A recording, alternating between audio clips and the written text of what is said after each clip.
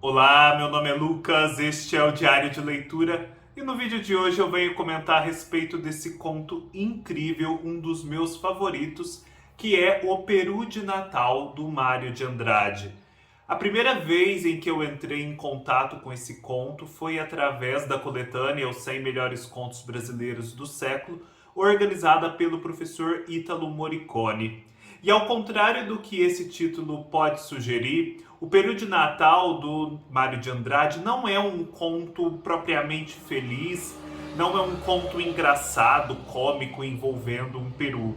É antes um conto psicológico, até um pouco freudiano, que vai explorar a figura do pai através desse acontecimento tão importante na vida de cada família, que é a celebração do Natal, ocasião na qual se podem viver muitas alegrias, mas também muitas tristezas e recordações. Este é um conto que foi publicado numa coletânea intitulada Contos Novos, publicada póstumamente, reunindo 9 narrativas curtas produzidas pelo Mário de Andrade ao longo da vida, principalmente na sua maturidade. Dentre essas 9 narrativas, 4 têm um cunho mais autobiográfico e tem como protagonista o Juca, que seria uma espécie de alter ego do Mário de Andrade. O Peru de Natal está entre essas 4 narrativas, assim como Vestida de Preto, né, que dá título a essa coletânea que eu tenho aqui em mãos, Frederico Paciência e Tempo da Camisolinha. Em O Peru de Natal nós vamos encontrar um Mário de Andrade diferente daquele que costumamos conhecer na escola, de O Macunaíma ou de outros textos curtos em que há uma maior inovação formal, uma linguagem que tenta se aproximar da linguagem oral, da linguagem do povo brasileiro. Aqui a prosa é bem clara, bem comum, digamos assim, no sentido de não haver esses arroubos inovativos. E o que predomina mesmo é a análise psicológica, a análise social focada numa família em luto. Em O Peru de Natal nós vamos ter o Juca, que é esse protagonista que narra a história, vivendo o luto pela morte do pai. A gente logo percebe, essa figura paterna não é uma figura paterna muito positiva. A verdade é que a morte desse pai foi para o Juca um alívio, uma espécie de libertação. Mas como ele é alguém muito bem educado, alguém assim que também não viveu uma experiência traumática aguda com o pai, ele não confessa a si mesmo isso com esses termos, muito menos o confessa à sua família. O que ele sabe é que o pai era alguém provedor, era alguém que assumia as suas responsabilidades materiais para com aquela família, mas que também lançava uma sombra muito escura sobre a vida de cada um dos seus membros, na medida em que ele não permitia e também não vivia aquele lado mais gozoso da vida, mais leve, mais alegre, mais amoroso. Era um pai que cumpria os seus deveres secamente e não se podia tirar muito mais dele, nenhum lirismo, nenhum arrobo dionisíaco. E isso, obviamente, ao longo dos anos e na formação dos filhos, produz consequências. E produz consequências para a família ampliada, para os agregados que viviam juntos, para a esposa e agora a viúva. E esse personagem, o Juca, ele sempre obteve um meio de conseguir escapar dessa sombra mais opressora do pai e viver a vida mais gozosa, mais colorida que ele gostaria de viver, sem romper completamente com a família. O modo como ele obteve para fazer isso foi se fazendo de louco, né? Essa loucura que serve como fantasia e como licença para ser diferente, para viver de um modo diferente, sem romper completamente com o status quo. Então ele se fingia de excêntrico, se fingia de doidinho da família, e como doidinho da família era aceito, e as suas atitudes desviantes, mais alegres e solares, digamos assim, eram aceitas também. Só que agora esse personagem vive um dilema. Afinal de contas, esse pai nasceu, o Natal se aproxima e ele percebe que aquele luto se arrasta e aquela sombra que o pai projetava em vida agora é projetada a partir do luto e correm todos o risco de viverem da mesma forma para sempre, não aproveitando essa oportunidade que tinham agora de liberdade e de fazer tudo de um modo diferente. Eles honrariam aquela figura paterna, reproduzindo nas suas vidas, depois do luto, aquele mesmo ensimesmamento, aquele mesmo ar soturno e pouco alegre. Então ele decide fazer o seguinte: ele decide subverter o que seria a ordem tradicional das coisas. Segundo os hábitos próprios daquela família, eles não celebrariam o Natal, ou se celebrassem, celebrariam de uma forma muito comedida. Por exemplo, não convidariam parentes, isso era um fato estabelecido, afinal eles estavam de luto, o falecimento do pai acontecera há apenas 5 meses. Então ele vê nisso uma oportunidade, porque também esses parentes levavam a uma espécie de evento em que a mãe, a irmã mais velha e a tia, as mulheres da família, não aproveitavam a ocasião. Ficavam servindo, não eram servidas e não se alegravam. Ele então decide que naquele Natal, diferentemente do que acontecia quando seu pai estava vivo, eles não vão ter uma refeição pouco interessante, feita de frutas secas e não muito mais que isso, ao final da qual todos iam dormir muito tristes. Eles iam ter um peru de Natal, um prato que eles não costumavam comer na ceia, mas que costumavam comer nos aniversários. Mas nos aniversários a família inteira aparecia, toda a parentela, e as mães, as mulheres mais velhas não conseguiam aproveitar, mal conseguiam comer e saborear aquele peru de Natal no qual elas tanto se esforçavam, né? O peru como prato, na verdade, não de Natal, no qual elas tanto se esforçavam naquele aniversário. Então, eles vão comer peru no Natal e as mulheres vão poder aproveitar, saborear, não só aquele prato, a gente sabe, mas quem sabe a vida de um modo novo.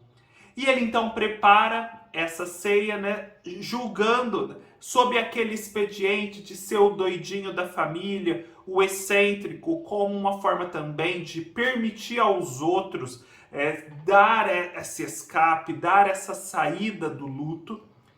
E ele, quando prepara tudo, prepara de um modo em que as mulheres mais velhas, elas não vão servir como era o hábito, mas elas vão ser servidas. Ou seja, antes dos homens, antes dos filhos comerem, ele toma a iniciativa de servir as mulheres mais velhas, a começar pela sua mãe.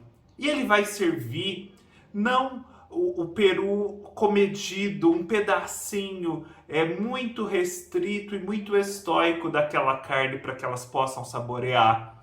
Ele vai servir um naco grande daquela carne, o que até surpreende a sua mãe, que não estava acostumada com aquela abundância, com aquele extravasamento dos sentidos. E é muito bonito como, sem que ele diga nada, sem que ele faça qualquer discurso a respeito da figura do pai, do passado que eles tinham e de como eles desejavam ser a partir dali, mas que era muito difícil ser, como a mãe, ao simplesmente ser servida e poder comer aquele peru tão suculento e tão farto, ela cai em lágrimas. E todos caem em lágrimas ao mesmo tempo, porque apesar de nada ser dito, é perceptível, é evidente pela sequência dos atos, dos gestos naquele momento, apesar de serem muito prosaicos, que aquilo, na vida deles, era uma novidade muito grande e era uma novidade muito potente.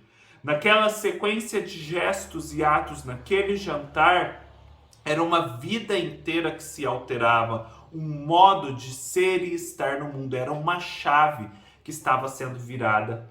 Mas o passado, a figura desse pai estoico, ele não vai embora com muita facilidade. É como se aquela família tivesse medo de desonrar aquela figura, não soubesse exatamente onde colocá-la no plano mais geral da configuração familiar que se estabelecia naquele momento. Então, logo a mãe é dada a proferir alguma frase no sentido de que, se o seu pai estivesse aqui, como seria? Fazendo lembrar a figura do pai e trazendo junto da figura do pai toda aquela tristeza, aquele embotamento que prevalecia antes mesmo da sua morte, que era a tônica daquela família. Mas o Juca, né, que é o protagonista, ele está ali presente no momento ativamente, consciente da virada de chave que ele representava e de que ele não poderia perder. Porque se ele bobeasse, aquele padrão deletério do passado continuaria se repetindo e aquela oportunidade que surgia seria perdida. Então, ele logo arruma um modo de ressignificar a figura paterna para ele e para os outros, de modo que eles possam conviver com ela sem desonrá-la, mas também sem serem oprimidos, subjugados por ela. E aí ele convence os outros, né, de que o pai sempre lutou para que eles vivessem bem, vivessem de um modo honesto, de um modo satisfatório, que se eles estavam ali aproveitando, comendo agora um peru de Natal tão suculento, gozando a vida daquele modo, ele provavelmente estaria feliz lá onde ele estava agora. E todos se convencem disso, e é como se a partir desse momento eles conseguissem viver de um modo novo, reconfigurando o passado, ressignificando o passado na figura desse pai. O que me encanta nesse conto é que, assim, essa é uma história de muitas vidas, a vida de uma família em que não necessariamente há um pai violento, há um pai que fugiu às suas responsabilidades, mas há esse pai soturno, esse pai pouco gozoso da vida e que lança sobre a família essa sombra, essa melancolia, essa tristeza. E pelos mecanismos próprios, né, das dinâmicas familiares, isso é reproduzido entre os membros e de uma geração a outra e no correr do tempo e das vidas. E mesmo que esse pai morra, é possível que para uma questão de honra, uma questão de hábito mesmo, esse comportamento continue sendo repetido e essas pessoas nunca vivam sob a liberdade, sob o signo da felicidade a que elas aspiram. Então, é impressionante como uma simples mudança, desde que tenha um agente consciente nesse momento, é capaz, né, de se fazer sentir, porque todos percebem que algo está acontecendo, apesar da sutileza dos gestos, e de alterar o curso de várias vidas. Nessa ceia de Natal do personagem Juca, do Mário de Andrade, a vida dos membros daquela família é alterada. As gerações vindouras e os hábitos que elas vão receber de herança serão outros a partir daquele momento aparentemente tão prosaico. Então eu acho que aqui está uma penetração psicológica do Mário de Andrade sobre os mecanismos da família, da hereditariedade, do legado, que assim você encontra dificilmente em outros textos. Eu gostaria também de trazer, apenas como complemento, um estudo crítico que eu li quando me preparava para esse vídeo, que relaciona, né, diretamente este conto à figura do pai castrador, presente no livro Totem e Tabu, do Freud, e que também traz a questão da antropofagia do Oswald de Andrade para formar uma interpretação. Nesse sentido, o pai, a princípio, e todos os seus hábitos e o que eles deveriam ser a partir desses hábitos, seriam o tabu.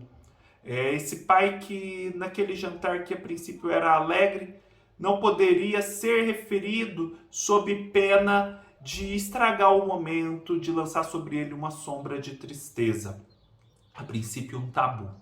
Mas à medida que eles comem e gozam daquele peru, aí já vem a antropofagia, eles vão comendo e ressignificando aquela figura paterna, a princípio tabu. E no final, eles concluem esse processo de ressignificação e o pai se torna esse totem, essa figura venerável, mas um pouco fria e distante, que pode ser colocada ali numa prateleira para a admiração, sem causar maiores consequências que o tabu enquanto tabu causa. É isso, pessoal. Espero que vocês tenham gostado tanto quanto eu desse conto tão sensível, tão bonito, tão consequente e inspirador. Eu acho que quem de nós já não viveu situações familiares parecidas com essa e que talvez não sabia o que fazer. Muito pouco pode ser o suficiente para virar a chave numa situação dessas. E as consequências se estendem não só na vida individual daqueles que estão vivendo o momento, mas para as gerações vindouras. Os hábitos que são transmitidos de uma geração para outra, eles são muito mais prosaicos e silenciosos do que a gente imagina. E é justamente o silêncio que os empodera. Basta que tenhamos consciência e aproveitemos o momento certo para virar essa chave e vivermos vidas mais felizes, mais leves, mais solares. Desejo a todos um Feliz Natal, aos que estão assistindo este vídeo depois. Nos vemos numa próxima oportunidade. Boas leituras. Até mais.